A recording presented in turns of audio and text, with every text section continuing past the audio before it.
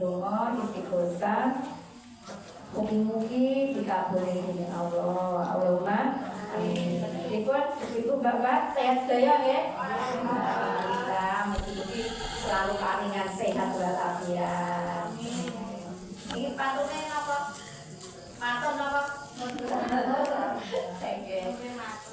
Alhamdulillah, napa wonten ingkang kita kerjane mugi-mugi selalu ditolong dening Allah, diparingi jambil. Ibu nggih, Mbak nggih?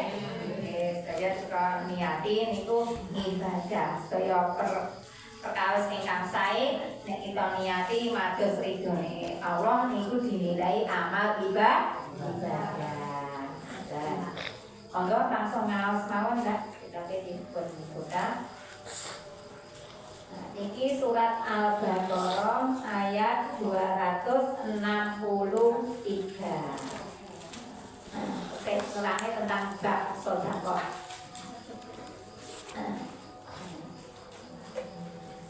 Monggo sesarengan mas basmalah sedaya. Bismillahirrahmanirrahim. Surat Al-Baqarah halamanipun 107 ayat 263. Lawasipun. Bismillahirrahmanirrahim. Qaulun ma'rufun wa maghfiratun khairun min shadaqatin yatba'uha adha. Wallahu ghaniyyun halim. Ya ayyuhalladzina amanu la tubtilu shadaqatikum bil manni wal adha. Alladzi yunfiqu malahu ri'a'an nasi wa la yu'minu billahi wal yawmil akhir. Famasaluhu kamasali sofanin alaihi turabun fa'asobahu wabilun fatarakahu solda la ya'adaruna ala say'in mimma kasabu wa Allahu la yahdil qaumal kafirin. Wa masalul ladina yunfikuna amwalahum mubtiqa'a mardatillahi wa tasbita min anfusihim kamasali jannatin biraqwatin asoba wa bilum fa'atas ukula difain fa illam yusibaha wa bilum faqal wa Allahu bima ta'maluna basir. Mulai sampai ayat 233 keteranganipun qalu ma'rufun utawi pengucap kang bagus wa maghfiratun lan pangapura iku khairu min shadaqatin luwih bagus tinimbang sedekah yasba'uha ada kang ngekut gurine ing sedekah apa nglarakake ati. Wallahu utawa Allah iku ghaniyun sugih halimun ton atur aris. Ya ayyuhalladzina amanu he eleng-eleng wong-wong kang padha iman ya aladina la tubtilu aja padha ambatalaken sira kabeh sedekahipun ing pira-pira sedekah ira kabeh bilmani kelawan pengundat-undat wal adalan nglarakake ati. Kalladzi yunfiqu kaya oleh ambatalaken wong kang nyokongaken iya aladina malahu ing bandane aladi ri'aan nasi kerono riyak marang menungso wala yu'minu billahi lan ora iman ya aladina kelawan Allah wal yaumil akhir lan dina kang akhir. Mama soluhu mongko utawa tepane utawa perumpamaane iku kamasali kaya tepane utawa perumpamaane sopane watu gelimis watu sing gelimis alaihi iku alaihi ing tetep ing dalem ing atase sopanun turapun utawa lebu fa'asobahu mongkong tenani ing sopanun utawa lebu wa batu wa bilun apa udan deres fatara kabu mongkong ninggal iya wabil ing sopanun solda kale atos layak diruna ora kuasa sapa munafik ala sayin ngatasé sawiji-wiji mimma kasabu saking barang kang padha lakoni ya al munafiqun wa Allahu utawa Allah iku layahdi ora nuduhaken ya Allah al qaumil kafirin ing kaum kang padha kafir kabeh.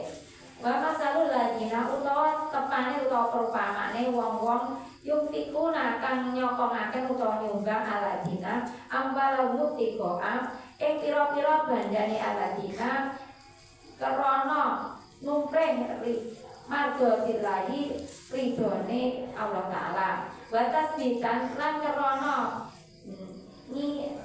yakinaken min abusim saking atine aladina kama iku kamasari kaya tepane utawa perumpamane jannatin panggonan birofatin kang ana ing tanah geneng asobah kang ngenani ya rabuwatun wabilun apa udan deres faatas mongko nyukulaken ya jen-jena ukulaha ing panggonan jannah difain kali rong tingkelan fa ilam yusibha mongko lamun ora ngenani ing jannah wabilun fatal apa udan deres mongko tukul gerimis wallahu utawa Allah bima takmalun kelawan barang kang lakoni sira kabeh iku basirun mirsani. Maksudnya monggo kita maaf malih atau sudah terus ketanganipun guneman kang bagus nalika nolak wong kang anjaluk lan ngapura marang wong kang becik-becik iku luwih bagus katimbang sedekah kang ditut gurine pengundat-undat Allah taala sugih tur aris. Nah, saudara-saudara keterangane 223 niki omongan sing sae lan ngapura niku luwih apik tinimbang tiyang sedekah tur nek burine diundat-undat. Pripun saged dipahami nggih?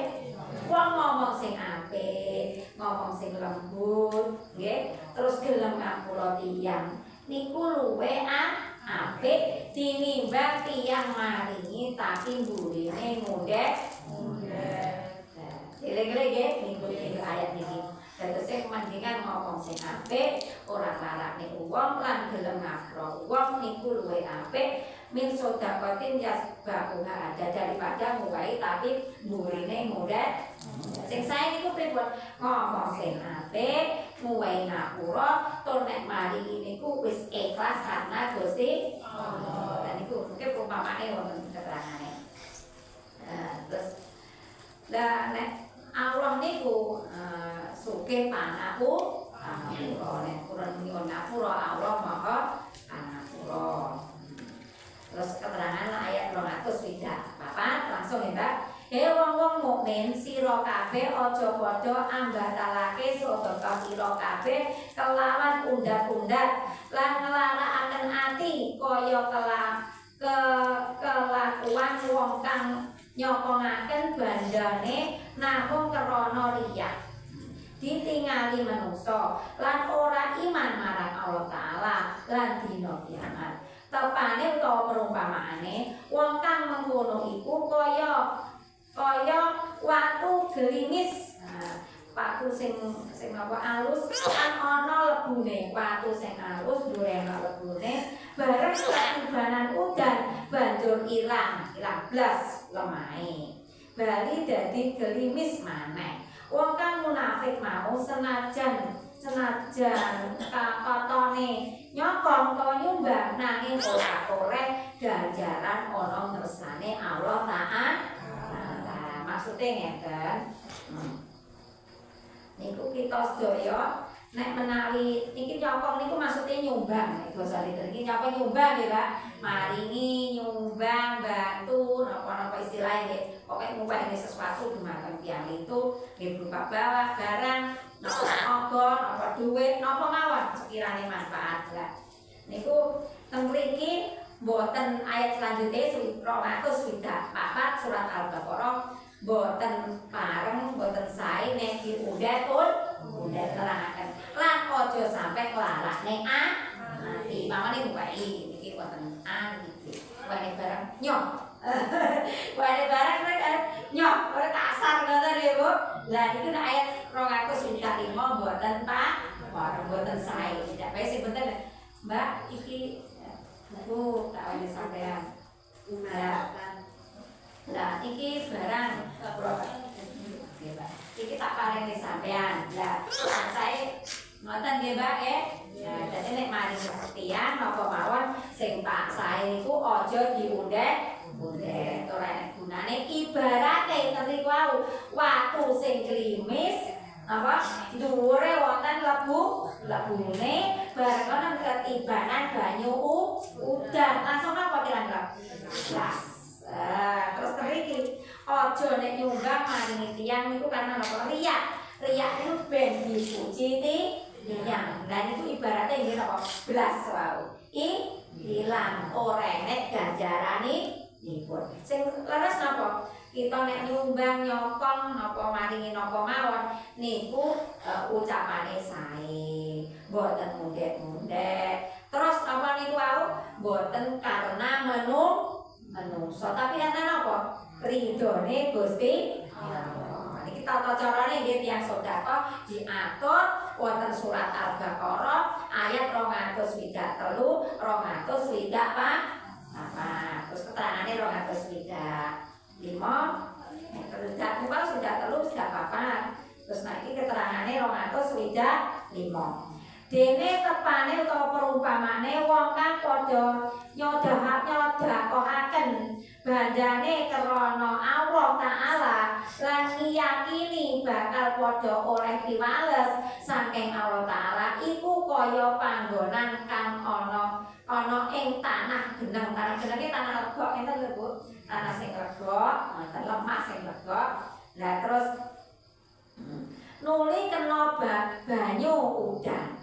Banjur bisa ngetokaken woh-wohan kang bagus sarta nikel loro lamun ora kena udan kang deres gerimis-gerimis ya wis cukup. Maksudnya nek tiyang niku sedekah nyumbang apa infak napa mawon niku nek karena hanya mengharap ridhone Allah namung ngarep-ngarep ganjaran saking Allah ridhone Allah ibaratnya niku lemah sing napa sing lega niku nggih Bu sing lega terus kenaan banyu subur to nggih nek ditanduri tanduran nggih metu subur bahkan wohe niku berlipat ganda nek ora kenaan banyu dan yo tetep urip.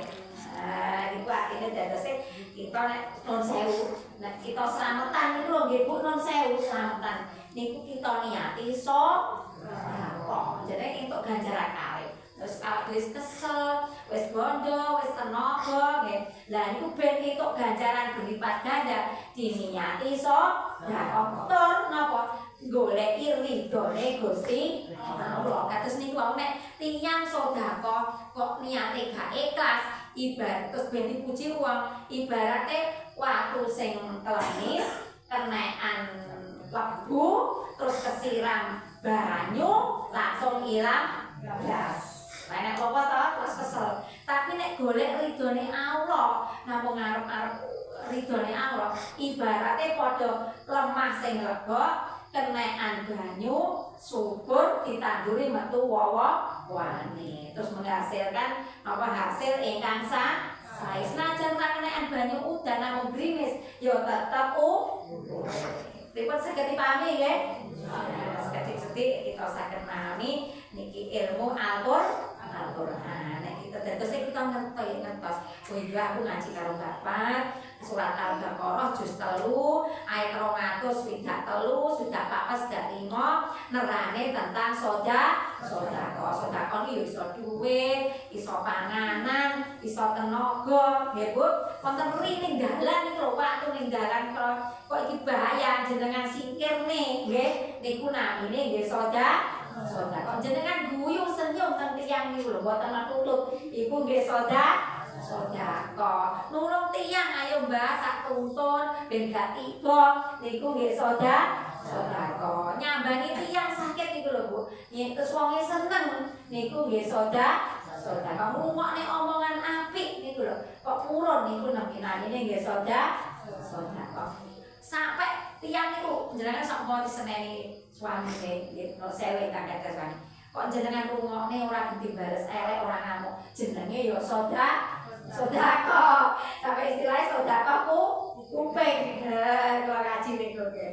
niku namine nggih sedekah. Kalau ngaji mau ngaji tentang muslimat tentang sukamara. Jamaah ibu-ibu nerangke tentang sedekah. Teriki nggih baleni malih napa sedekah? Sedekah. As-sedekah lidahul balak. Sedekah niku saged nolak balak niku bahaya. Terus napa musibah. Lah takdire sakniki kan pamane mangke pamane jam samenten iku wae wong iki lara utawa tiba kok wonge gelem sedekah. Lah niku mboten sida kena bahaya. Jenengan ngamalne ilmu muruki lare. Lah niku nek diniati ikhlas karena Allah nggih namine sedekah. Lah sedekah sing utama sinten riyen pun wonten kali kerabat ingkang dekat nek keluargane, neng dulure, neng tanggane, lah niku tata carane. Nah, kene monggo nek kita pun kertos ngenten kita niati napa mawon sing intine ngetokne barang sing kita gadah niku terus dimanfaatne tiyang niku namine sedekah. Infak ngoten. Apa mbak bedane zakat, infak, sedekah ngoten nggih? Nah, nek zakat niku hukumnya wajib, terutama zakat fitrah kanggo tiyang mampu. Nek zakat mal niku ingkang tiyang mampu tapi pun wonten aturane pun dipilih setahun. Terus barange niku jumlahe luwih gedhe. Sapa man duwe wedhus jumlahe kok luwih saka 40. Zakate niku siji wedhus. Pendhe sapi jumlahe 10. Lah niku nggih wonten zakate wedhus setunggal. Wonten aturane. Nah niku namine nggih napa zakat mal. Nek infak, nah infak niku nggih mirip. Infak niku mengeluarkan harta kita tapi damel jalane Gusti Allah, damel nyumbang musala, masjid, madrasah, jembatan, nyekolahne bocah sing nuntut ilmu. Lah niku yungfiku mengeluarkan hartane tapi didalane Gusti Allah. Tapi nek sedekah niku maringaken dumateng tiyang sembarang tiyang ingkang sekirane membutuhkan. Beda Mbak zakat bedane nggih. Zakat, infak, sedekah. Nek sedekah hukume mboten wajib tergantung kemampuan. Nek zakat wau bisa rukun Islam nggih. Salat, salat, zakat, puasa. Nah itu kita menawi sampun saged memahami, muga-muga dados keterangan ingkang manfaat. Allahumma amin. Nggih mekaten ingkang saged kula aturaken, muga-muga kita dados saged ngangen-ngangen lan Al-Qur'an iki benjing saged nulung kita. Allahumma amin. Mekaten ingkang saged kita pelajari, monggo kita sesarengan maos kandalah alhamdulillahirabbil alamin. Wonten kirang langkungipun nyuwun pangapunten, mugi-mugi diiringi dengan hidayah dan ridhonipun Allah. Akhirul kalam. Wassalamualaikum warahmatullahi wabarakatuh.